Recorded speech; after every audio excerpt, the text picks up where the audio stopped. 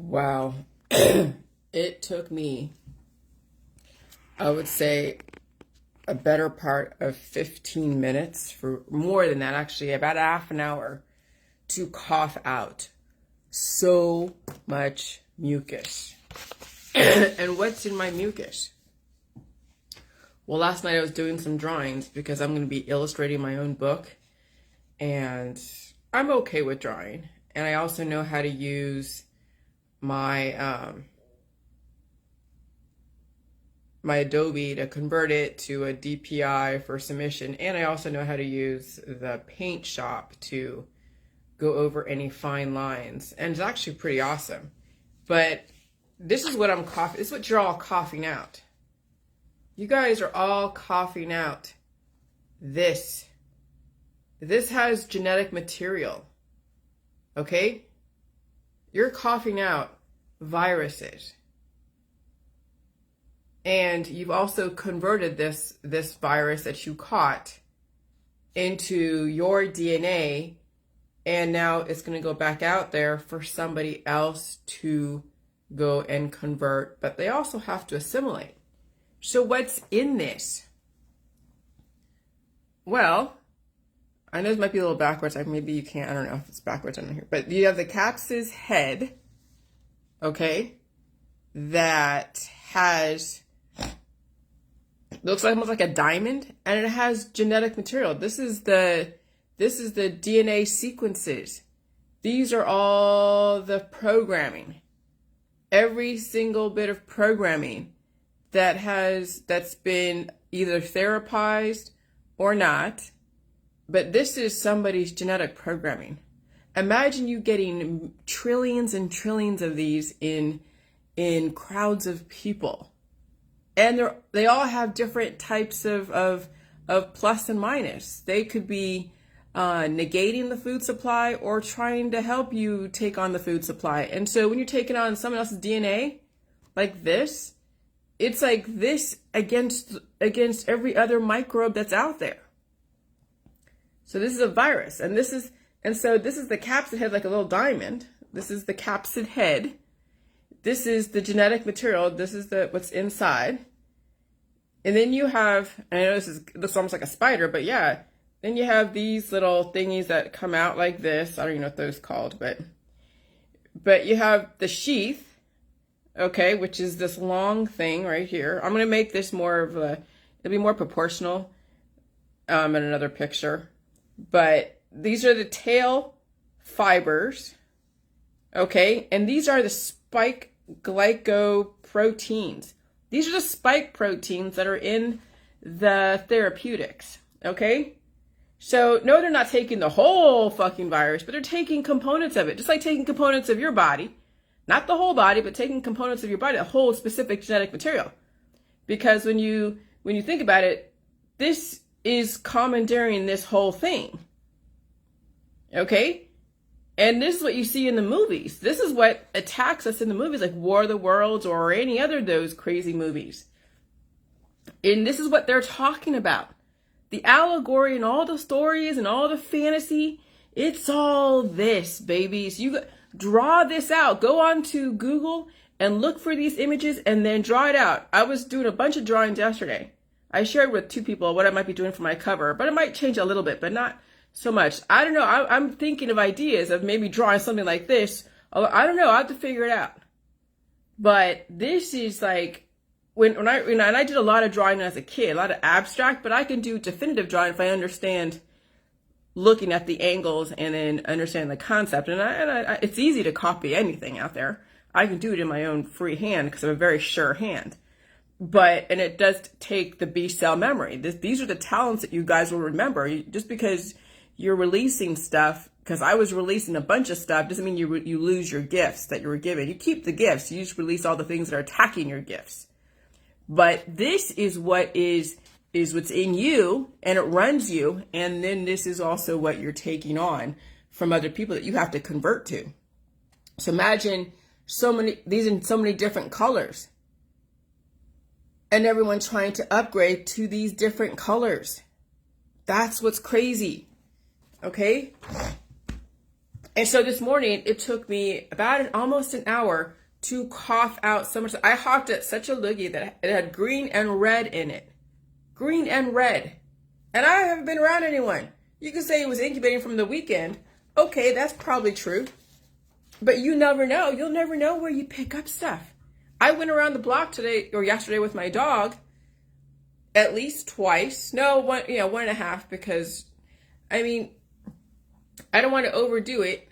They'd say, oh yeah, pit bulls, but she's not, she's a pit bull, but they need like over an hour if you want to build up their muscles. But I mean, it's like crap. At this point, I don't want to build her muscles so much.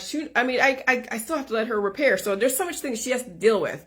But anyways, I went around the block a few times yesterday, and people are out. Yeah, I wasn't really going up close to people and talking, but that's the thing, is you're going outside. When you're going outside, you're catching stuff in the wind. The weather is carrying this in proteins, okay? The food, like in your Starbucks, like this isn't, I already should wash this out and drink whatever's in here, and I'm adding like my own stuff. I have my own stuff in it. But it's like, whoever makes your food, dropping this stuff in there. I'm not saying be scared of this, but I'm just saying, know the world that you live in. It's not what you think. And if I hadn't hawked up all those loogies type stuff, who knows what that would turn into? Would it come out in my waste, like my pee and my poo? It's hard to say. If I can't hawk it up the first lines of defense, what makes you think that the second lines of defense is going to take? It might not. It just depends if you have a sluggish second lines of defense, and that is like the pee and the pooing. Because when I did the JJ protocol, when I drank chili juice a couple of years ago, when I first started, I noticed a lot more pee coming out. And yes, I was doing the waterfalls, releasing all those things that was trapped inside of me, all the mucus, placoid mucus, whatever you want to call it. And so, if you're not releasing the stuff inside, you're holding it in, and it's incubating, and it will turn into cancer, disease, and chronic illness. That's what I'm saying. The world is not what you think. The world is not what you think. I mean, as soon as I get lost in the memories of like going into a nice store like in Newport Beach, and you walk into a museum and everyone's dressed nicely and the music is playing, and people are like just they're conservative but very polite, and they're milling around looking at stuff, and that's like that is such a simulation. I mean, it's not a bad simulation, but it's like you like when you don't see that there's another side to this. There's so many pictures that can be painted. Like everything is beautiful and wonderful and artsy fartsy and unicorns and rainbows. And if you don't feel this stuff, then it doesn't exist. And I'm gonna tell you, when you feel this stuff and you're like, holy crap, what I had to do to fight to get it out. This morning I was looking at myself going like, I have something in me in my throat. It's caught there, but it can't seem to get out. So I just had to go snark up and then hawk it out. And it was weird. It was, and I don't like doing that all the time. My poor husband has to hear it too. He's just like, Jesus Christ. But dude, you're not doing this. You're taking this shit on, and you're incubating. It's replicating. And then people build pressure. That's why people are getting bigger and bigger, or they're getting skinnier and skinnier, because they are building up so much pressure, or they're losing so much pressure. And if they're building so much pressure, it turns into cancer. Then they go and try to relieve the pressure by taking all these therapies. But then they're taking away a lot of pressure, because then all these therapies are really aggressive, and they squash even the life that you need. I mean, they don't, obviously doesn't kill you right off the bat, but it is a progressive decline, and the body still wants to live. So it's going to try to build pressure yet again. And so you attack it here, it's going to come up here. It's like whack-a-mole. I use the term whack-a-mole many times. Yeah, when you suppress the symptom here, it comes up here in a different way. You suppress that, it comes up here in a different, and it is essentially a whack-a-mole until you actually deal with it, until you release it on your own through your first and second lines of defense, but not so much your second lines all the time unless you have to. And sometimes you do, and I have released stuff on my second lines because it got in through my first lines, because I may have eaten a virus. I might have eaten something like this, like a protein envelope, a protein that had a bunch of these in it. This is what causes, this is not a bad thing, but things like this that you don't reconcile with will be the cancer, disease, and chronic illness. This is the programming in different people's bodies. This is also what gets therapized and gets programmed through the plug and play in biotech. And when you take something like this that has so many different targeting types of proteins and different mechanisms to control the hormone retention, the hormone release, the binary code of 0 and 1, 0 for off or 1 for on or whatever, okay? I mean, that's the computer mechanized of doing computer models to figure, if you do this, then they'll turn into this. But then this also translates into biotech, where it gets put into an actual live animal, which is why you're seeing so many mice experiments. And then eventually the mice experiments turn into human experiments. And everything is FDA approved. And then when those society develops an antibiotic resistance to something like this, because this is antibiotic too, even though it's not deadly, it's just upsetting the homeostasis. So you have a specific equilibrium that you're used to. And then when someone that holds a different programming than you, that is also communicable, releases that and you take it on, that's antibiotic. That's also called antibiotic. It doesn't mean that, that antibiotics per se is what's in people. Yeah, it is. But what also is antibiotic besides squelching life and using things to stop the infection, it's also someone's programming that interrupts your daily life. That's also antibiotic because it's anti your life. It's upsetting what you would call your life. If you're used to getting up every morning and going to work, and now you're dealing with a virus that is causing you to have symptoms, so you can upgrade, but you don't look at it that way, you can call that antibiotic because that's something that interrupting your life. Anti your life. And so the world is not what you think. I mean, I have now all these things on my wall. Hold on. Because I'm developing not another storyline, but I'm doing more of now finally I went past the other layers of learning stuff. When I had all those things on the wall before, now it's like I've narrowed everything down to very specific things. Will I have, to the extent of the writing that I did the last couple years? I don't know. We'll see.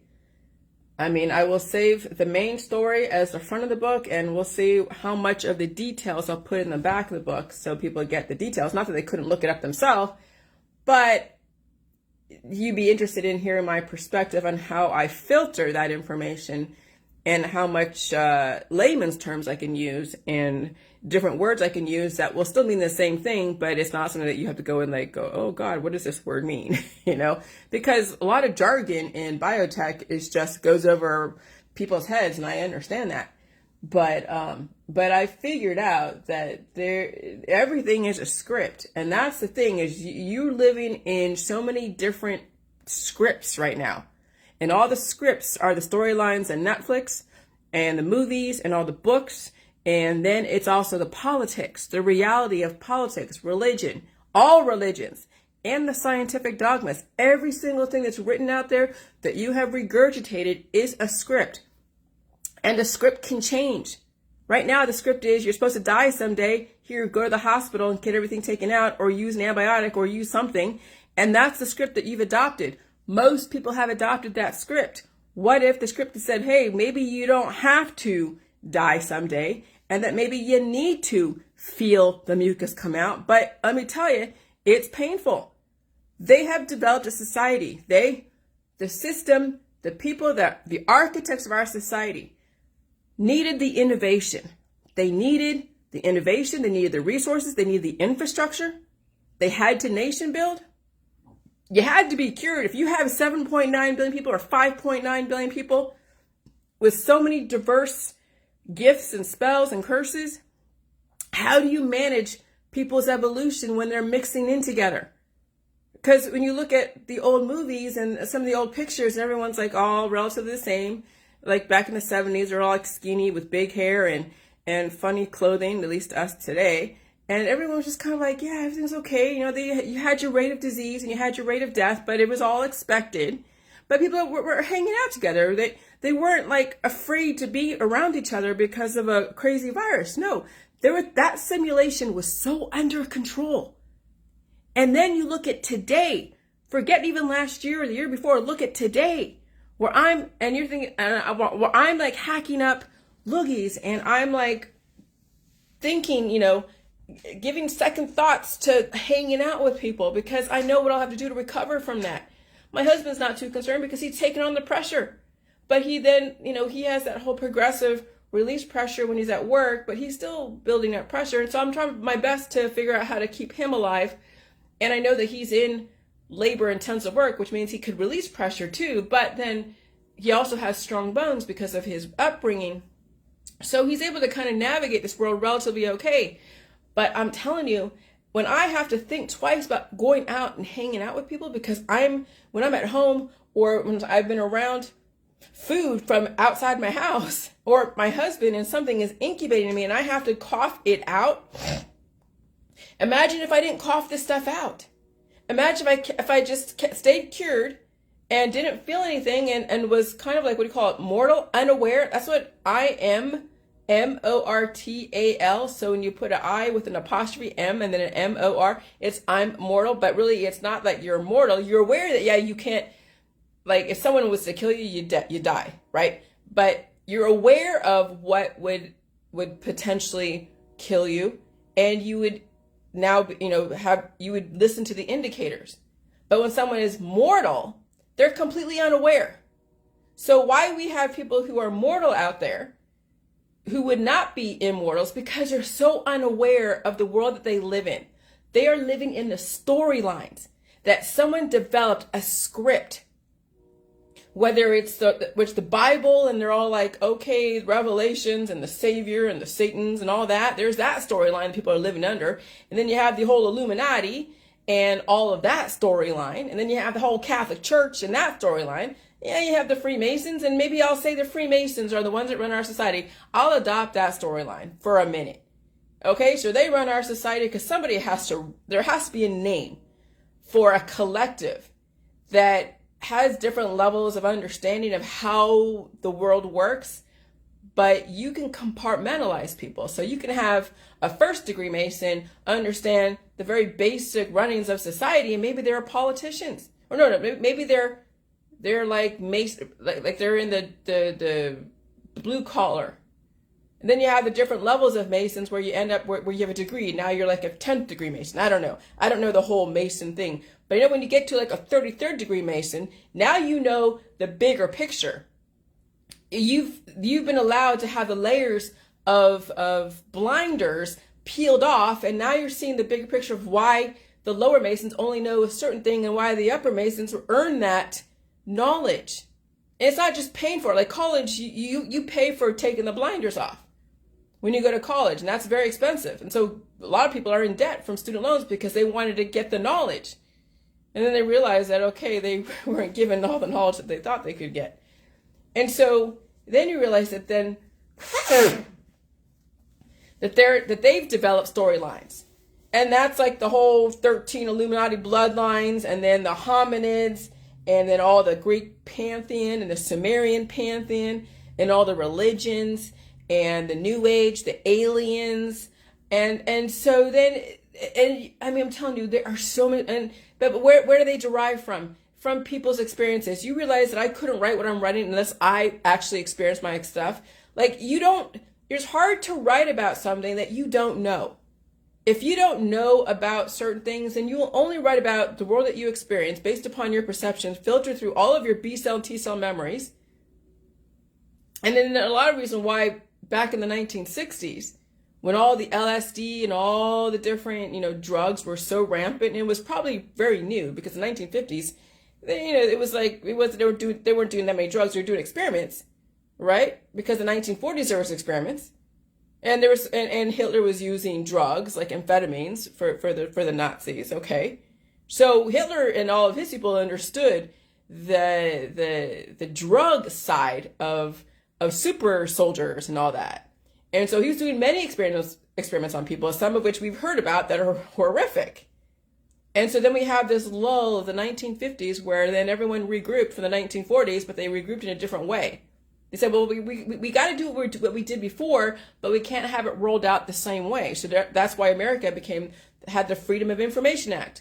And there's the inserts in the back of the bottle and all the things that warn you about stuff. And if you still say, okay, I'm going to do it, then you really don't have any room to go and sue somebody, because you were given all the warnings about what you could possibly encounter while taking this drug or surgery or whatever, right? And so then the 1960s, 1970s, during the Vietnam War and all of that and the whole peace hippie generation, then all the music. When someone's under the influence and they're tapping into their hormones and they're getting all these different frequencies, then you have the amazing music, the art, the entertainment. And this is what develops a diverse society on the backs of people who, this 5.9 billion, 5.6 billion people, then following different influencers like Jimi Hendrix and Janis Joplin and Simon and Garfunkel and all the different musicians of the time. And they're talking about their love and their hate and the war against the war, the government. I mean, people, when they're put through trauma, because that's a type of trauma, and it's so different than the average person. The average person who lives in a suburban community, who hasn't really any kind of relation to someone like that's Jimi Hendrix, and they're just like, wow, they're so talented. Where do they get their talent from? Oh yeah, they did a bunch of drugs. They had MK Ultra, had experiments done on them and all that stuff. They went through some hell. And here, this is the outcome of the hell. This is their product from hell, which is their music, their writing, their poetry, their paintings. And so you see where art comes from. You see where the stories come from. They come from people's experiences doing things that maybe most people did not get access to, because, alchemy is alchemy. It's a type of putting together herbs and elements and things to elicit a specific response, but that they can be dangerous, and that's why you be very careful working with alchemy, because you don't know. And that's why there's the FDA and all of that, and they do help guide the population not to poison themselves, but people they go to retreats and do the ayahuasca shit, and they bring up hormones that way. And so that's why a lot of people that are either running away from something, or they're trying to bring up creativity and trying to find a different experience without really going anywhere. So if they do it through their mind, they get tapped into the B cells and T cells and things that they inherited. And so they're bringing up memories of their whole genetic line. And that's why people see weird shit. And not that I've never done mushrooms. And I've never done any of those types I did like the acid, I think maybe once or twice when I was really young. When I was in LA, when I was in San Jose. And those are pretty interesting. Thank God they weren't that strong. I mean, it was strong enough, but I didn't have a bad trip. But that's the thing with some of these drugs out there, is you don't know what is going to turn into a bad trip. And then all the different cocaine and whatever, it's just like, holy crap, you don't want to mess with any drugs. So I know the power of drugs, whether illicit or even prescription, because they do mess with your hormones. It reprograms these little things that are trillions and trillions inside of you. And so then you're like, holy crap. And so then you realize how society's been constructed. And then you have all the archetypes. And you have all the again, the stories. And this is where, what did I say? The viruses and the program of alphanumeric. Then you have all the personality types and the blood types. Those go hand in hand, personality types and blood types. And then you have the programming of humans, from the hominids all to the different archetypes, the architect to the creator to the persuader, the whatever. And then you have then you have the jilly juice. You have the two choices of artificial intelligence, because you can be mortal and still be AI. So when you're mortal and you're unaware, you're taking on therapies directly, or you're around your friends and family who've taken on therapies and you're getting it indirectly. So you're getting the nanotechnology one way or the other, and you will be artificial intelligence. And maybe you'll go into the hospital system and take on an implant or a transplant, or maybe you undergo some kind of surgery, and maybe you'll have something that like a Libre, where it just is like an implant. Yeah, I guess it's an implant, that's attached to your skin, and then all you gotta do is put your phone over it and tells you your sugar. You're like, holy shit. So, and then there'll be the ones that are artificially intelligent, but they'll be immortal. They're aware of the nanotechnology. They're aware of how to keep themselves alive. They're aware of how much mucus they have to get out when they feel it. They're aware of everything. They're aware of the antibiotic, probiotic, the plus and minus explosions of evolution and adaptation and creationism. And they're aware of the storm is coming for a lot of different people who are not aware. When I said the storm is coming, believe me, it's coming. Because remember, you have the pressure building between spring and summer. And then fall and winter is when another pandemic, another wave. And you know that's going to happen in the fall when the seasons change and people go back indoors. And you'll see then a rise in the COVID numbers. You'll see it. And so then you have, then it's all the activism. And so I think what I'm going to do is there'll be two parts of the book. There's going to be what is reality, what is going on, the storylines, the blood types, the archetypes, the viruses, and the microbiome, what runs us, to how deep. Well, I'll say, if you want to know about fat, go to page this. And I'll have some more detailed information in the back of the book, so that way it doesn't take away from the main story, because you can go down the rabbit holes of the details of everything in your body, and then you get lost in all the details and you don't get the main point. So I might do it that way, where it's like a footnote, because that's kind of like Dante's Inferno. You can't tell all the stories, but you got to give a big picture story. And so the first half of the book will be, this is the world. This is the simulation you live in, and we're under a transition from one simulation to another. And then the J Juice is telling you, the J Juice is aware of the activists that want you to get all the therapies, or don't want you to get therapies, but they don't give you anything but another repackaged version of what they're against. So if they're against the V's, well, they're going to go and find some other cure, be like, hey, you should do this instead of this.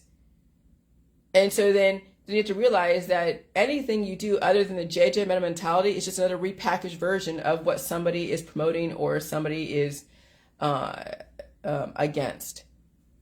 And so that's the JJ meta mentality, is that you now are completely opposite of the old simulation. You have to feel the pain. You have to get the mucus out. You can't live in the world of being cured unless you want to wait for the pressure to build and build. And then when you want to release the pressure and you've built up so much pressure, it can be very painful. That's why cures are deadly, because people don't know when to release the pressure. And maybe they haven't figured out all of their issues. Because I'll tell you, when people were on the J Juice in the beginning, back in 2016, 2017, 2018, 2019, 2020, that's still not enough for some people. I am a type O blood type, okay? I don't have the biomarkers of the antigen programming, the T cells that make me blood type O, the surface marker antigen, or that make blood, yeah. I don't have that. So blood type O, you don't have the surface marker antigen. You just have the B cells that you have to release every so often. But someone who's blood type A and B, they have the surface marker antigen, which means they have a lot of kinetic energy that has also caused a decline and a depreciation in some of their organs, which means that they have a lot longer to go when it comes to recalibrating, healing, and becoming whole again. And so when they were doing the J Juice, they cured themselves, yes. Maybe they don't feel the pain in their uterus anymore, but it doesn't mean that they actually healed and became whole. They just put it to sleep. But how do you know it's not going to come up again? You don't. And it might come up again in a different way. Who knows? And that's the thing, is that, and so unless you finally feel everything and you take yourself out of the public for the most part, you find a way to deal with every single predisposition, then you'll be taking on the cures, and even J Juice to cure you, but it won't be for very long, because you'll take away substance and you'll weaken your bones, and then one day you walk and you can't, and you break an ankle.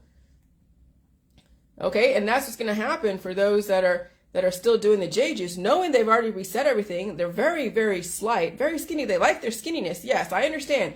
In our society, being skinny and emaciated with makeup and nice clothes and cute filters on Facebook is optimal. But when you walk down the street and you just turn your ankle the wrong way and you break an ankle, that's going to be the moment of truth that you've weakened yourself because you still wanted to be cured in a very dynamic society, be eaten alive by these things programmed to go after your food supply and anything else. And so, but this also can program you to be an amazing person. These can be programmed either way. And biotech knows how to commandeer these and program these. And so then the activist world is all about, oh, I'll end your suffering here. Do the J juice. I'll end your suffering here. Do this remedy. Take out this organ. Go to this surgery. I'll end your suffering. You know, ending suffering is basically a type of micro-level euthanasia. That's when someone wants to end your suffering. They are taking part in the micro-level euthanasia. Because, you know, Kevorkian, and I learned about him back in 1990-something, and he was under fire because people were finding the ethics, like, should you end someone's life because they said they want to for whatever reason, or are they suffering? How much suffering is okay? How much, I mean, yeah, quality of life is definitely a factor. And nowadays they're saying, hey, nowadays they're allowing people to end their life in a dignified way if they see that they are suffering so much.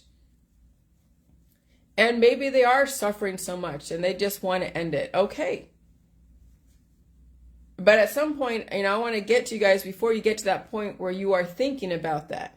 It's not even just getting to palliative care and hospice. That's way at the end of the line. It's when somebody is suffering a chronic condition. Like I felt like I was going a little bit crazy this morning trying to get that mucus out of my throat. Imagine someone who has a lot more issues where that is constantly, and it's not just like getting mucus out of their throat. It's just a constant chronic pain.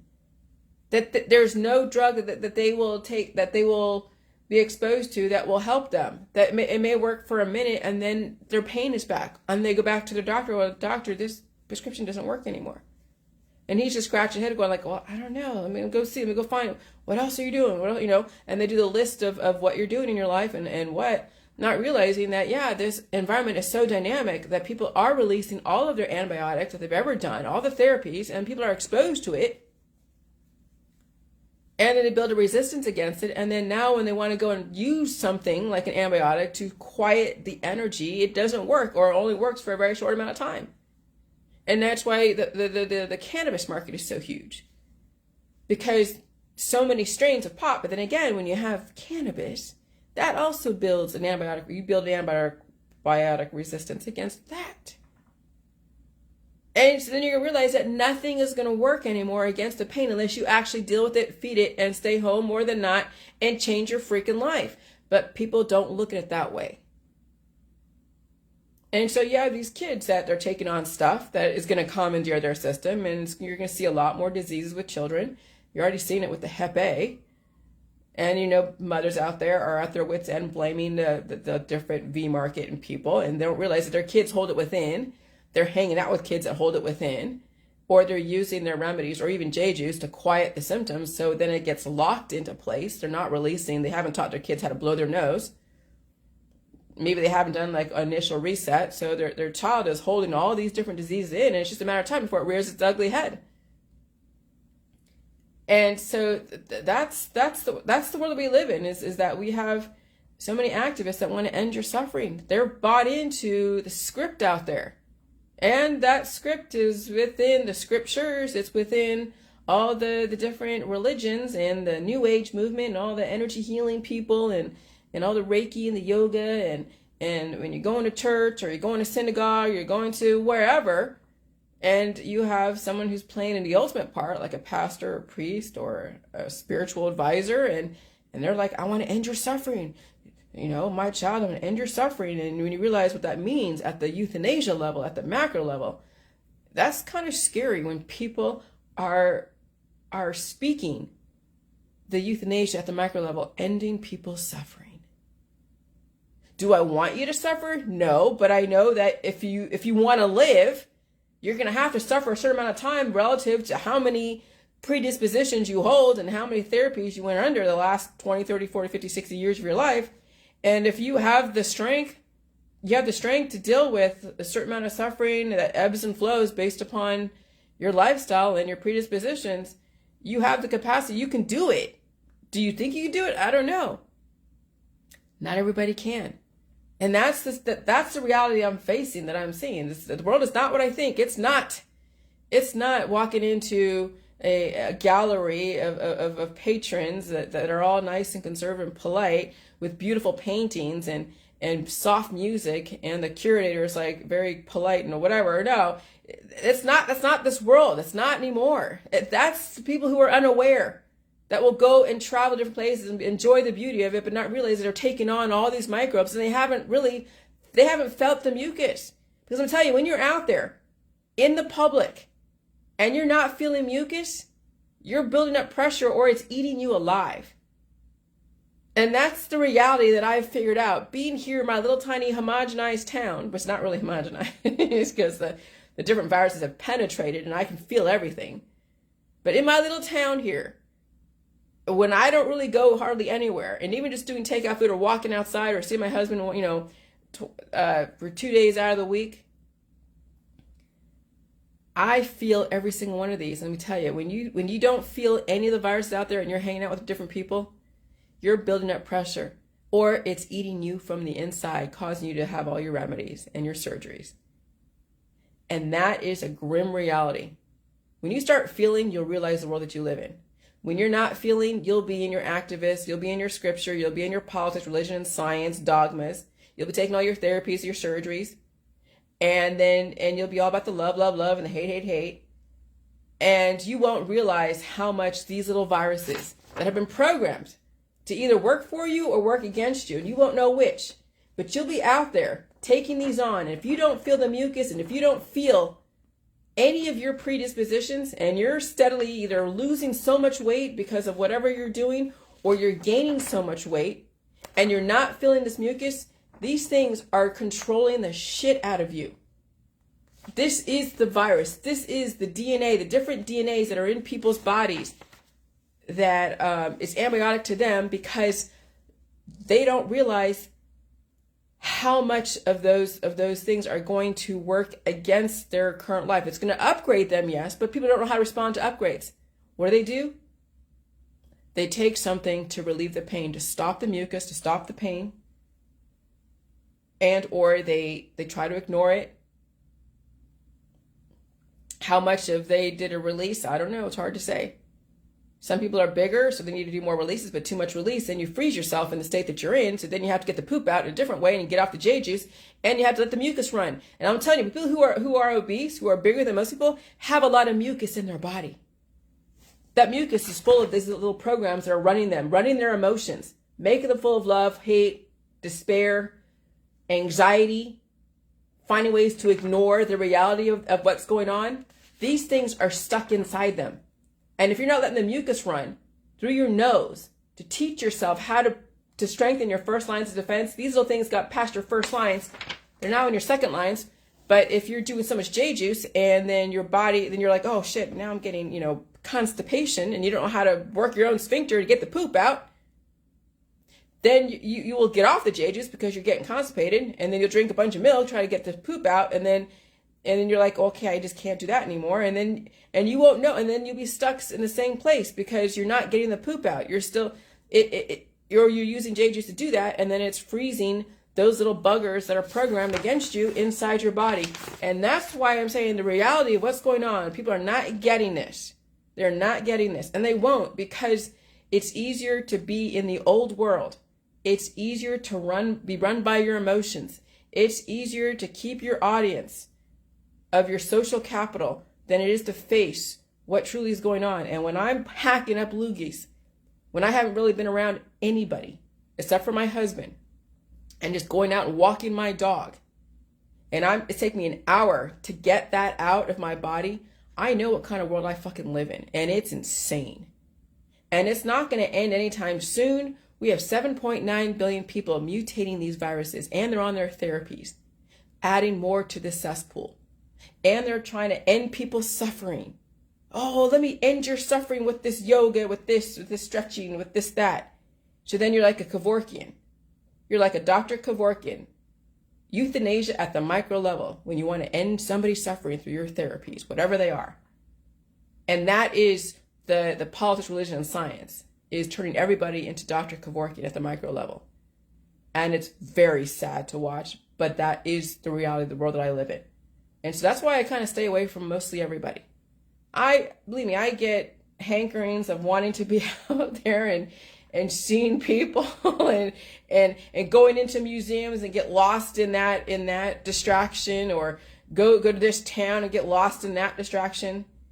But then I look at the pictures of Dante's Inferno, and I look at the people who are like looking up at the sky, and all these things are coming out of them, all these microbes are coming out of them, or microbes are going in them and working through them, and they're like little demons, and it's working through people.